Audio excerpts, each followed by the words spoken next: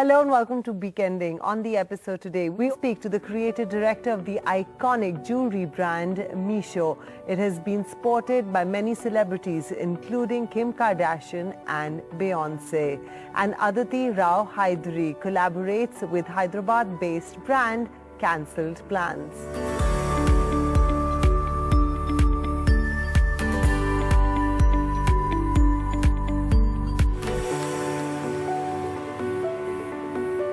We have with us Suhani Parekh. She is a creative director of jewelry brand Misho that has been sported by many celebrities across the globe, including Sonam Kapoor, Beyonce, Kim Kardashian. How are you doing, Suhani? Really good. So nice to speak with you today. So Suhani, what was your reaction when you found out that Beyonce recently wore your jewelry for the Ivy Park campaign? How did it reach her? It was fantastic.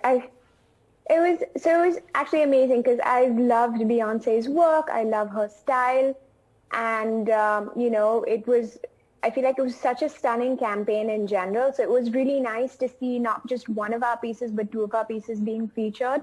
So it was very, very nice. So how did it reach Beyonce?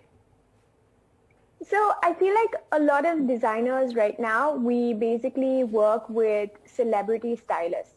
So the celebrity stylists are always on the lookout for interesting brands, clothes, designers for the celebrities to sport. And her stylist really loves our work. So we sent across a bunch of samples, and very fortunately, they got approved in her look tests and they made it to the campaign. What does Misho mean, and when did you start your brand? So we started around a little bit more than 4 years ago now. And it's really interesting because Misho is actually a Japanese bonsai technique, that's the name of the technique, in which a seed turns into an evergreen bonsai tree. And I love that sort of poetic connection about how an idea or a seed turns into something that's tangible and evergreen and sort of everlasting. Which has been your best collection so far? I feel like it's really hard to choose. I think there's stellar pieces in every little collection. You know, there's some pieces that, I designed 4 years ago that I still wear on an everyday basis. I feel like it's really hard to choose favorites. How do you create jewelry? What's your process?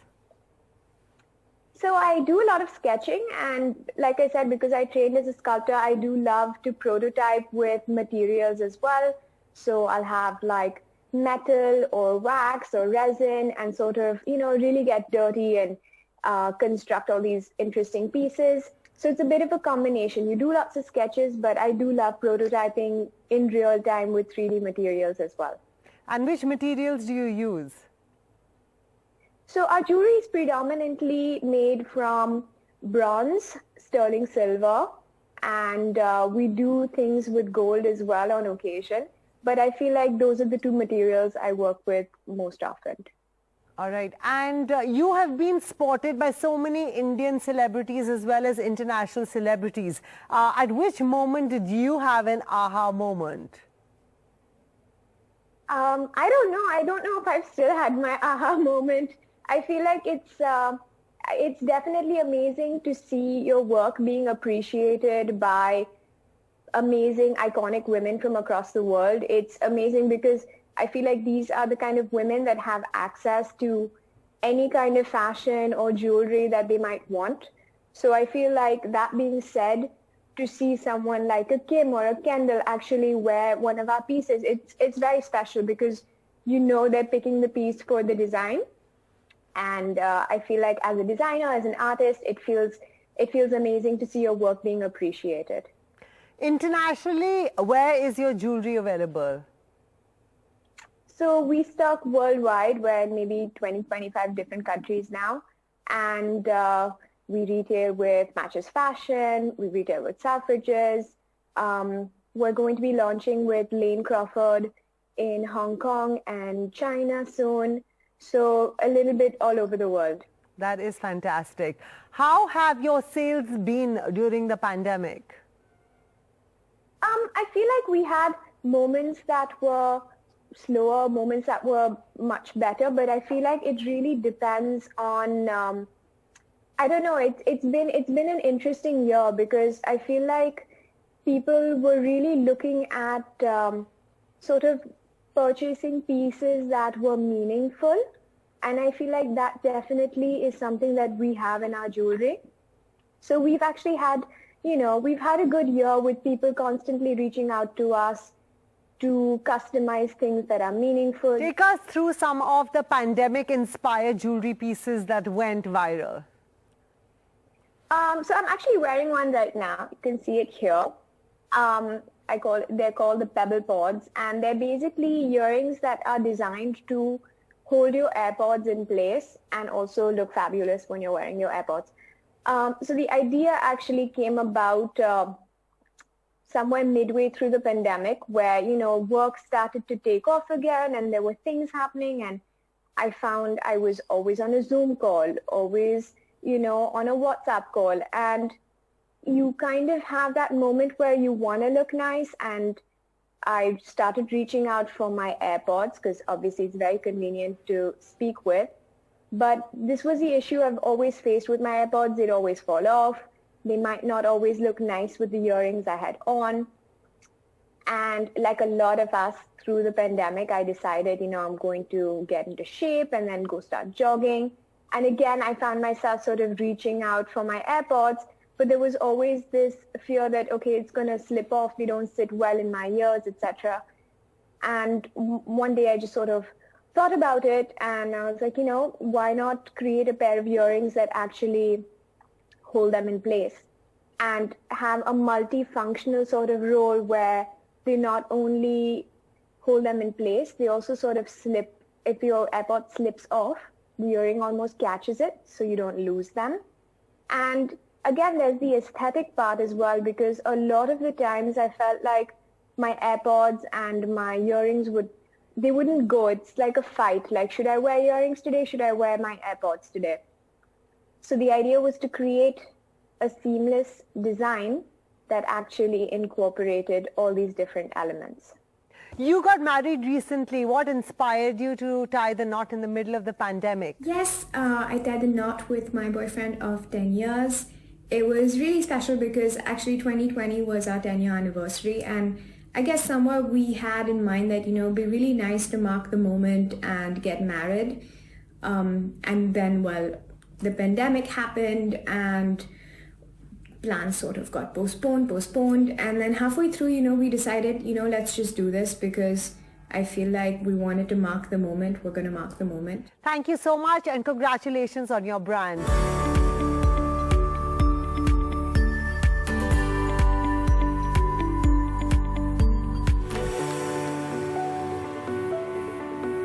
We now talk about a brand called Cancelled Plans that has recently collaborated with actor Aditi Rao Hydari. We have with us Malika Reddy. Thank you, She is the Ambika. founder and creative director of Cancelled Plans, and actor Aditi Rao Hydari. Welcome both of you. Malika, tell us what inspired the name of your brand, Cancelled Plans.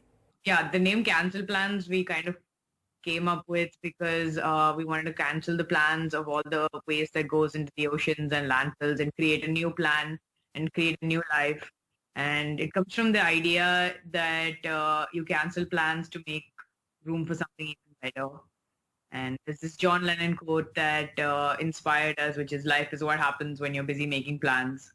So that's kind of the name of it.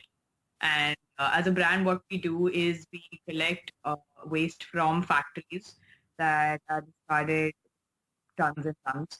And we try to use that to create new products and give them a second life.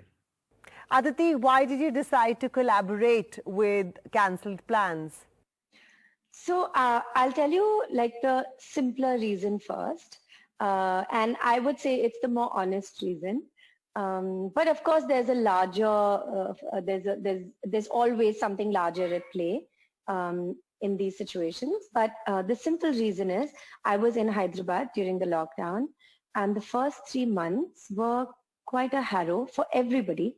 And I know, I'm very aware that I was one of the privileged ones and I was very well looked after. There was always food on my table. I never had to worry about anything. There was family and love and all of the above. But it is, you are anxious, and also more so because you're looking at the world and what's happening in the world, and there's news coming your way, and then, there are people who are not eating for days and traveling back to their homes, and it was just quite, it was just terrible. And through all that, I was just trying to be positive and do my thing and do my yoga and try to I think we all try to do that, try to give as much as possible, just literally prioritize and understand priorities, etc. And then lockdown eased out a little. And, I had reached Hyderabad because my mum said, just go to Hyderabad. My entire family is here. And I was shooting in Chennai, and I came here literally with one suitcase with my shoot stuff, which is like, usually when I'm at shoot, I just wear like track pants and a ganji and whatever. So I really didn't have very much. And which I realized is actually a lot. I shot 2 covers with my ganji and track pants, basically, for Harper's and Cosmo. So, and with no makeup. So I was like, we can do it. We're so dependent on so many things, but we actually can. Anyway, and then lockdown eased out and I moved in with my brother. And at that point, I've always known Malika, but I've never been able to spend as much time with her because she travels, I travel, and Malika's like, she's a family friend, and I knew she was doing this amazing work. Cancel Plan started just before the lockdown. I wasn't there for the launch, but I'd heard about it. I'd seen their stuff. And during the lockdown, she'd sent me this one sweatshirt, which I just loved. One, I loved the name. I thought it was just so relevant. And so it made so much sense. And I don't know, there was something really lovely about it. And then I made a grid because I was like, she's doing it herself and let me like help her and do something and whatever. And I just found it so comfortable. Everybody would ask me, where is this sweatshirt from? How is it? Whatever. And I genuinely enjoyed wearing it. And then we used to all hang out together. And I used to say, Malika, can I try and make this? Because I went to her workspace. And I was like, can I make like a sort of some athleisure for myself? And when I was talking about all that and designing that, because I was like, I want this, I want that. And she was like, listen, since you're doing it, why don't we like share it with people? And since we're putting all this effort and you're doing this, I'm sure other people like it as well. And I was like, yeah, that's a good idea. So then, and it was so much fun because in the lockdown, like literally we like my brother shot one of my covers, Malika shot one of my covers, and then we did so much work, and then we did all this, we did the designing, like the placement of things, what materials we would use, reaching out to the factories. A lot of stuff wasn't even available because it's the lockdown. So, they themselves, factories themselves didn't have a lot of things available to them. So we just managed. Malika, what's been your bestseller? The bestsellers definitely are the sweatshirts and the joggers because I think people are not leaving their house and they just want to lounge, and so it's been kind of mostly those sweatshirts. I think people just staying in. Aditi, take us through your fitness routine. The only thing that I can do myself is yoga, and I enjoy it. But even that, like I need to really feel like doing it, and then I can do it. What I can really do every day is dance. Aditi, I have to ask you, your skin is glowing. What is your skincare regime? Lots of kitchen recipes. They mostly depend on what the weather is and what my skin is feeling like and what's available in the kitchen at that point. But literally, if there's a tomato being cut, I'll just like, if I find it lying on the counter, I'll just slap it on my face. If I make a smoothie, my smoothie is on my face. If I'm eating avocado for breakfast, that's on my face. But that's when I remember and when I can. Otherwise, I make like some face packs, like I'll use oats or almonds or like stuff like that. I'll just mix it with milk or yogurt depending on what the weather is like. Even though I'm one of the, I don't wear makeup every day, but still, when you go to an event or something, you will put something because there's flashes and cameras and you tend to look like that if you don't have it on. But I feel like through lockdown, I've just realized you really don't need it and it's fine, Thank you so much for joining us. Thank you for having me. Thank you, Ambika. Really nice talking to you.